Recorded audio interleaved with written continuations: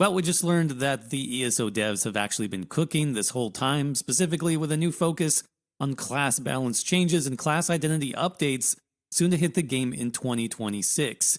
These updates appear to be huge and game changing, so we'll dive into everything you need to know in this video.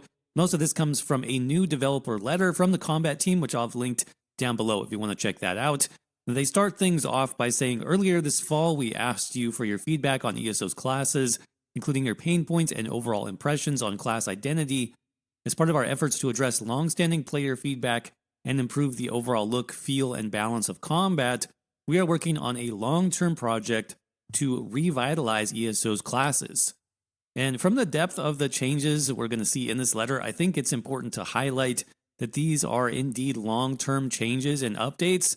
These won't be coming out all at once. In fact, based on what I'm seeing, these changes may even extend beyond 2026, but let's keep on reading. The team went on to discuss their overall design philosophies behind class balance and class identity. What does class identity mean? For us, class identity is what makes a class unique and different from other classes. This covers everything from a part of who they are, what they can do, how they look, what they excel at, and what they don't excel at. When we look at class identity, we use two core pillars to support the experience: source of power and power fantasy. What is source of power? When we talk about source of power for a class, we are referring to what the lore-relevant origin of a class's power is and what might differentiate them from a normal citizen of Tamriel. Questions such as these come up: what caused this person to become a Dragonknight / Arcanist / Sorcerer? What are their motivations? Where do they get their power from? The answers to these questions help inform the way their abilities are developed as an extension of their source of power. What do we mean by power fantasy? Power fantasy takes the source of the power a step further and influences how a character receives and is then able to use it, e.g. area of effect, damage over time, direct damage, etc. By taking their source of power and putting it into a delivery mechanism, we aim to create the sensation of what it would feel like to be that class. Different power sources shape distinct playstyles. For example, Nightblades rely on cunning and shadow to stay elusive in battle, striking while the moment is right, while Templars draw on divine energy for more zealous and direct combat. These differences help set ESO's classes apart from one another in terms of their identity. It's why some classes have specific power delivery mechanisms that others do not, thus contributing to a more distinct playstyle and establishing a stronger class identity mix. So I think it's really great that the dev team is laying this all out for players to see and understand. Talked about this in my previous videos, but I think that class identity in ESO has always been this somewhat nebulous concept, except for classes like Necromancer, which are more obvious. ESO doesn't have typical classes like other games that are straightforward. ESO classes are more nuanced, and they combine multiple elements into one. So laying out the class themes and having them visible to players in more obvious ways, I think, is to everyone's benefit, and also helps to guide future class balance changes. But again, and I've talked about this in previous videos, class identity has to come from classes actually being different. The dev's example of Nightblades relying on cunning and shadow to stay elusive in battle versus Templars drawing on divine energy for more zealous and direct combat. Okay, I get that, but that's really only talking about two abilities, in my opinion. Seems like they're talking about Shadow Cloak for the Nightblade, being able to go invisible, versus Templars, jabs, animation, being direct in-your-face combat. Those are two good examples for sure, but the rest of the class kits aren't really all that different. Both classes have similar direct heal abilities. They have similar single target dot skills. They have similar AoE dot skills that are very similar, just with slightly different buffs or debuffs and obviously visual effects. What they need to do is take those differences to the next level. They really need to invest into the shadow cunning side of Nightblades, having more interactions with that invisibility and like backstab damage. I don't know what divine energy for more zealous and direct combat means. That doesn't translate into anything for me. So it seems like the Templar identity needs to be a little bit more well-defined. Templars for me have always been about passive healing, like multiple buffs and damage skills from that class can heal you back. So having the class lean more into that, I think would make more sense. in terms of their overall identity, but let's keep going. So the letter goes on to talk about adapting the game based on player feedback, which is another crucial aspect that I'm glad that they touched on here. For example, one of the biggest pieces of community feedback that we're looking into is how subclassing interacts with class identity and game balance. Subclassing at its core directly competes with our established version of class identity and instead puts that agency into your hands, giving you the ability to create anything you want. While this is a deeply important part of the feature for us, it also currently comes with some drawbacks for balance. As it stands, subclassing is objectively stronger than pure classing by a large margin for several reasons. This is mostly caused by vast differences in individual skill line designs. ESO was not built from launch with subclassing in mind, and the system highlighted issues with the current class skill line design that were not previously a factor, but are untenable going forward. To support the overall health of the game and class system, we need to respond and adapt to how the game has changed based on how players are using the subclassing feature. With this in-game data and player feedback and available development resources in place, we have a clearer picture of the scope of changes that need to be made. That these insights have led us to re-examine our class's identities, how they're expressed and designed from individual abilities and passives, where those abilities are sourced, and how they all come together to create a cohesive class and identity. One overarching pattern you'll see as we move toward improving this experience is reorganizing class skill lines, adding in more benefits for sticking with the core skill lines of your class, and decentralizing role-specific power so that a single skill line won't have every tool you need to achieve your goals. Okay, so this is still somewhat vague as to what the changes will be. They did note here that they'll be adding in more benefits for sticking with the core skill lines of your class. Again, they didn't say what those benefits would be or how they would appear. Now, in my previous video, I suggested that they could take In-Cap Strike as a good example of how players could gain more benefit if they invested into their core skill lines. That Nightblade skill gives you a larger bonus when casted with more ultimate. By the same token, some class skills or passives could then be more powerful if you have multiple core class skill lines slotted on your character. That would be one way to incentivize these quote pure class builds and make them more in line with the same power of a subclass build. Now, I don't know if that's the approach that they're going to have here. They're still being a bit secretive when it comes to how they'll balance pure class builds versus subclass builds, but let's read on. So what we aim to achieve is twofold. For those who prefer to play a pure class, you should have a strong and satisfying class identity and the power you need to achieve your goals. For those who wish to dive into subclassing, you should feel the freedom to forge your own identity or even forego identity for the sake of specialized power, but with less of a difference in power compared to the pure class options. Again, this is good. They see what the issues are and they have a plan to address them, specifically making pure class builds and subclass builds more close together in terms of their raw power. Again, I would note here that the dev team is all in on subclassing. They're not going to remove subclassing from the game. It's now a core feature.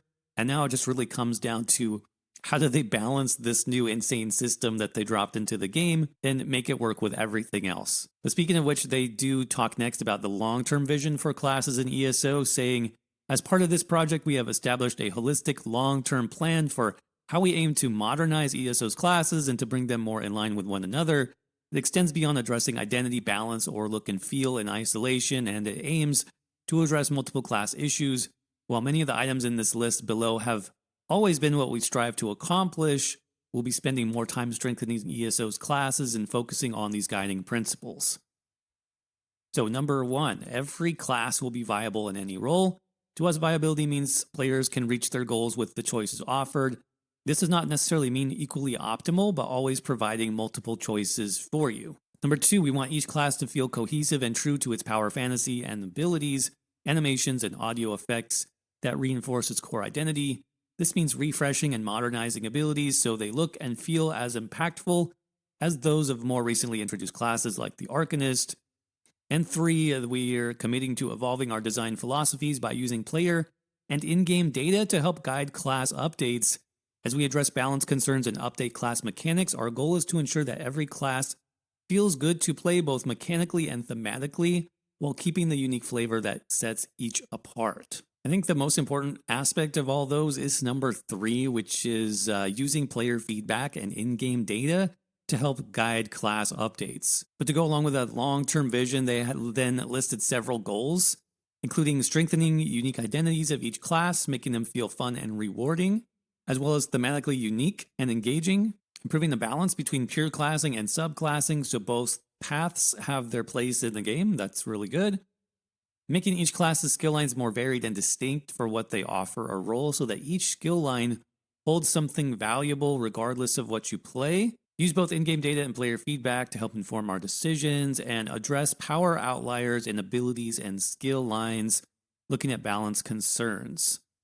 So they also mentioned that they don't want to nerf skills necessarily, but I don't really see a world where that doesn't happen in the future, especially when it comes to skills like Arcanist Beam, because that is definitely the clearest outlier in the game right now, at least in terms of damage. And they said that they do want to address those power outliers in abilities and skill lines. So I'd expect some adjusting to that skill fairly soon as part of this overall balance process. But the team laid out the source of power and power fantasy for each class next in the article in this nice image, which I'll have linked down below for you as well. Again, I think it's a great idea to finally get this information laid out in a way that makes sense and is available for players so they can start to understand each class in more detail. Starting with the Arcanists, their source of power is they are seekers of truth and knowledge, wielding a form of runic magic so complex it requires a pact with Hermaeus Mora. Power fantasy, their abilities shape fate by building and spending power and unleashing potent spells. Bursts of power in cycles, excelling at mid and long range tactical combat. Necromancers, source of power, masters of life and death. Necromancers use corpses as resources by unearthing undead minions and tethering themselves to the battlefield. For power fantasy, necromancers gain power with each corpse they command, use enabling effects, and control the undead to do their bidding. For the Templar class, source of power, holy warriors who channel the power of the sun and Adric entities. Templars use light as both a weapon and a shield, and they create sanctuaries. Power fantasy, using the blinding power of light, Templars can keep pressure at a distance, but are truly a force when in melee range. For Dragonites, source of power, dragon-powered warriors who wield flame and fury with eruptive power, shielding their allies and themselves with earthen forces. For power fantasy, conquerors that dominate the front lines and excel at controlling the battlefield, often by building power over time. For wardens, source of power, protectors of nature and the cycles of Nirn, wardens use the seasons to adapt and preserve balance. For power fantasy, as with the changing of seasons, the warden's adaptability allows them to quickly react to what the situation demands. This flexibility gives them freedom to fight and flourish on the battlefield. For sorcerer, source of power, as master strategists, sorcerers call upon Daedric pets and dark magic as their source of power. In power fantasy, highly strategic and mobile, sorcerers focus on spell synergy and the opportunistic use of forbidden powers to achieve their goals, excelling at combining abilities for maximum effect. And finally, Nightblades, source of power. Nightblades use shadows and subterfuge. This rogue type steals power from foes to stay alive and support allies. Power fantasy, preferring indirect combat and evasion, Nightblades often rely on mobility and stealth to survive at a distance and strike at the perfect moment with a finishing blow. So pretty interesting overall, not a lot of surprises, I would say, except for a couple of class descriptions. One that stood out to me was the sorcerer being, quote, master strategists. Interesting, they do not mention the lightning magic at all in the sorcerer description, which is kind of surprising, considering they have an entire skill line called Storm Calling that has to do with shock damage and lightning magic. They also mentioned in terms of power fantasy for the sorcerer that they excel at combining abilities for maximum effect, and I'm not really sure what that means. Maybe that's going to lead into some changes coming for the class. I talked about the Templar description earlier, and I'm not a huge fan of this one. For me, I think they need to tie in more with the healing capabilities of the Templar. I like how they create sanctuaries that make sense with like their rune abilities, which are ground-based, using light as both a weapon and a shield. I like that. But I think tying in the healing, which makes Templars like very difficult to take down because they're always healing no matter what they do. Plus, they have the unique cleanse synergy that really makes the Templar like an unstoppable class, in my opinion. So I'd love to see the description lean into that a little bit more. I think the most disappointing for me is the Warden description, specifically the power fantasy. I just don't understand this. Like, this seems pretty vague. Their adaptability allows them to quickly react to what the situation demands, and flexibility gives them freedom to fight and flourish on the battlefield. Like, it's a pretty vague and doesn't really lean into anything. I think that does kind of showcase how different the Warden skill lines are, how you have animal companions, and then you have the, nature's embrace, and then you have the ice magic skill line, basically. So there's not a ton of synergy there between the skill lines in terms of overall theme, other than, nature being the kind of the overarching theme. But yeah, it'll be interesting how they update the Warden class skill lines to make the theme more synergized with itself. But yeah, really interesting to see all of these written down and explained by the developers. Let me know what you think about these in the comments section below, which of these you agree or disagree with. Now, in terms of rollout, each class identity is going to be addressed one at a time, which is why I think this will probably take closer to 2 years, but we'll see.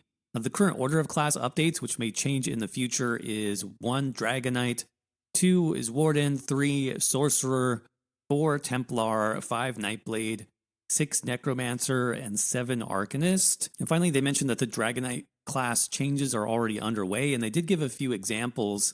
Under refinement, they say Dragoknights are attrition warriors. There will be many adjustments that help reforge this experience, including unique damage over time parameters like shorter durations, higher damage per tick, and ramping effects that let them build their power over the course of a fight.